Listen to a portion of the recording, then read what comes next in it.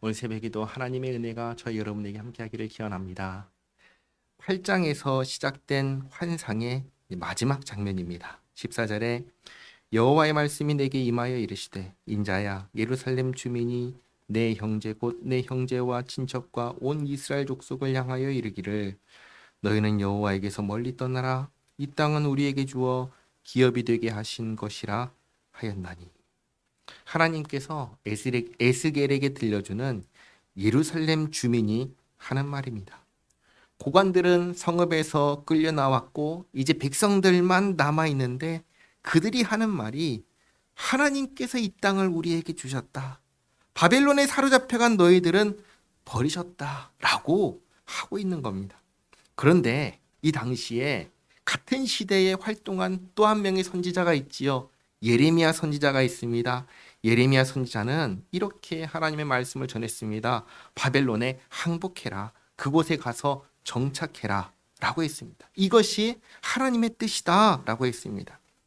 근데 지금 예루살렘에 남아있는 주민들이 예레미야 선지자의 말씀과는 완전히 반대되는 말을 하고 있는 겁니다.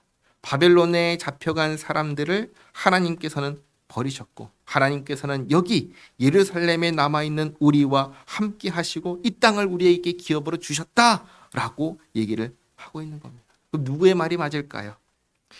예레미야 선지자의 말이 맞을까요? 이 예루살렘에 남아있는 주민들의 말이 맞을까요? 말할 필요 없죠. 예레미야 선지자의 말이 맞지요. 예레미야 선지자를 통하여 하시는 하나님의 말씀이 맞는 겁니다. 그 말씀을 버린 예루살렘 주민들에게 이제 이렇게 말하라고 에스겔에게 말씀하십니다. 16절에 그런즉 너는 예루살렘 주민에게 말하기를 주 여호와의 말씀에 내가 비록 그들을 멀리 이방인 가운데로 쫓아내어 여러 나라에 흩었으나 지금 바벨론에 사로잡혀간 이스라엘 백성들을 말하죠. 그들이 도달한 나라들에서 내가 잠깐 그들에게 성소가 되리라 하셨다 하고 성소는 하나님께서 거하시는 곳입니다. 그러니까 바벨론에서 하나님께서 함께 하겠다라고 하시는 겁니다. 그러면 여기 예루살렘에서는요. 이제 보시면 아시겠지만 하나님께서 여기에서는 떠나십니다. 17절에 너는 또 말하기를 주 여호와의 말씀에 내가 너희를 만민 가운데에서 모으며 너희를 흩은 여러 나라 가운데에서 모아내고 이스라엘 땅을 너희에게 주리라 하셨더라. 그러니까 이 이스라엘 땅을 누구에게 주시냐면 지금 예루살렘에 있는 사람들이 아니라 바벨론에 사로잡혀간 사람들에게 주겠다 하시는 겁니다. 우리는 실제로 이 말씀대로 사로잡혀갔던 사람들이 하나둘씩 귀환해서 이스라엘 땅에 정착하게 된다라는 걸 알고 있습니다. 그러니까 장차하실 일을 이렇게 미리 전하게 하신 것입니다. 그리고 18절에 그들이 그리로 가서 지금 사로잡혔던 자들이 장차 이스라엘 땅으로 돌아오면 이스라엘 땅 그 가운데 모든 미운 물건과 모든 가져간 것을 제거하여 버릴지라. 이렇게 귀한 백성들이 장차 이 미운 물건과 모든 가져간 것을 아주 철저하게 제거하여 버릴 것을 말씀하십니다.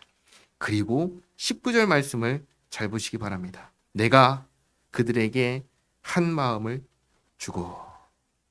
이들은 바벨론에 잡혀갔다가 돌아온 사람들입니다. 이들이 하나님께 무언가를 받을 만한 자격이나 공로가 있을까요? 아무것도 없지요.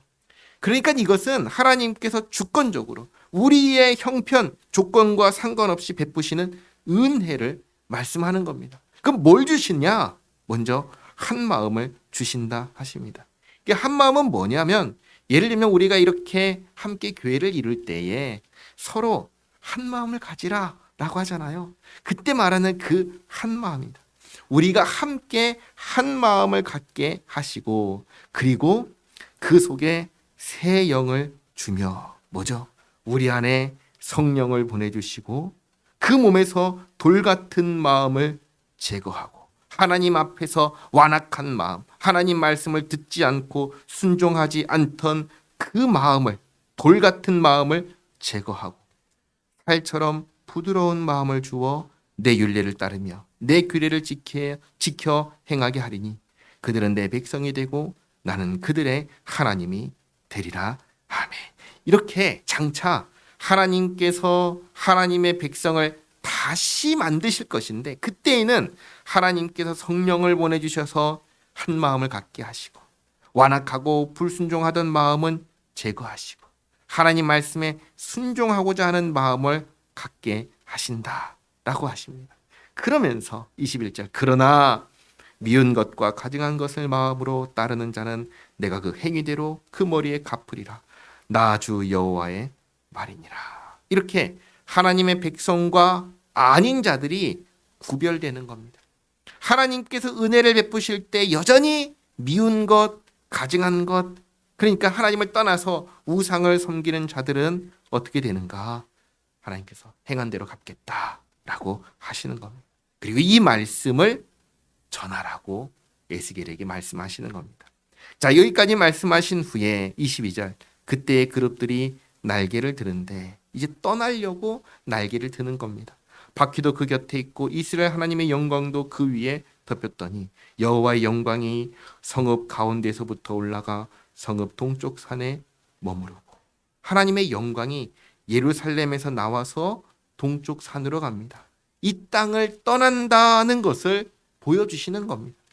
그리고 24절, 주의 영이 나를 들어 하나님의 영의 환상 중에 데리고 갈대아에 있는 사로잡힌 자 중에 이르시더니 내가 본 환상이 나를 떠나 올라간지라.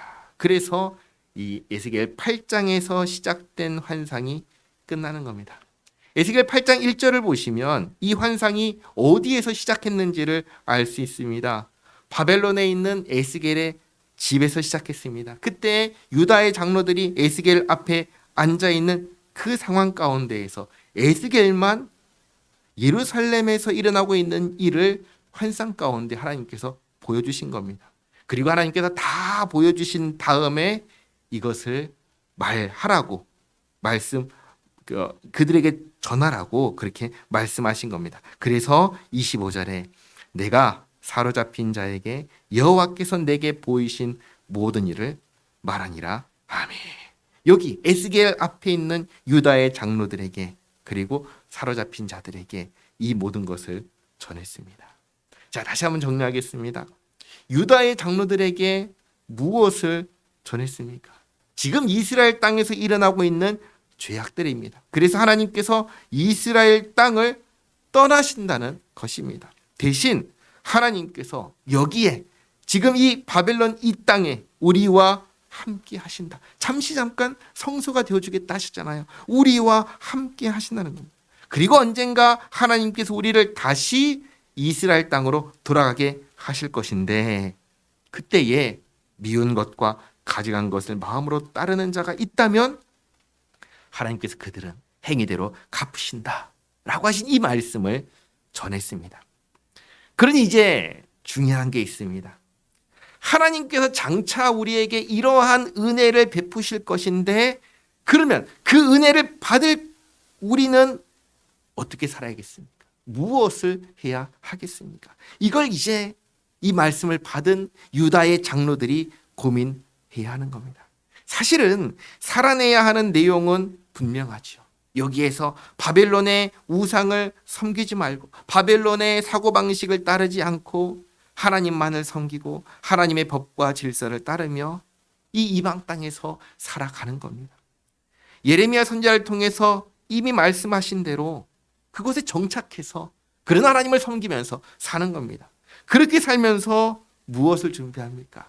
장차 주님께서 우리를 돌아가게 하실 것이니까 주님께서 돌아가게 하실 그때에 그곳에서 살아갈 삶을 준비하는 겁니다.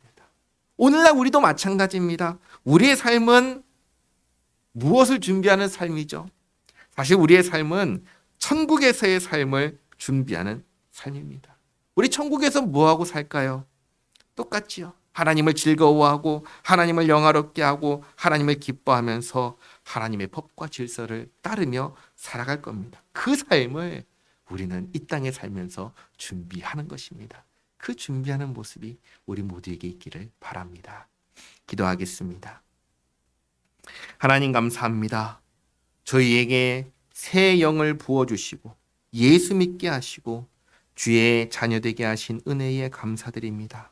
한 마음과 부드러운 마음을 주셨사오니 주님 말씀에 순종하며 살게 하옵소서. 오늘의 삶이 장차 주님께서 완성하실 새하늘과 새 땅에서의 삶을 준비하는 것임을 기억하며 잘 준비하며 살아가는 저희 모두가 되게 하옵소서. 예수님의 이름으로 기도하옵나이다. 아멘.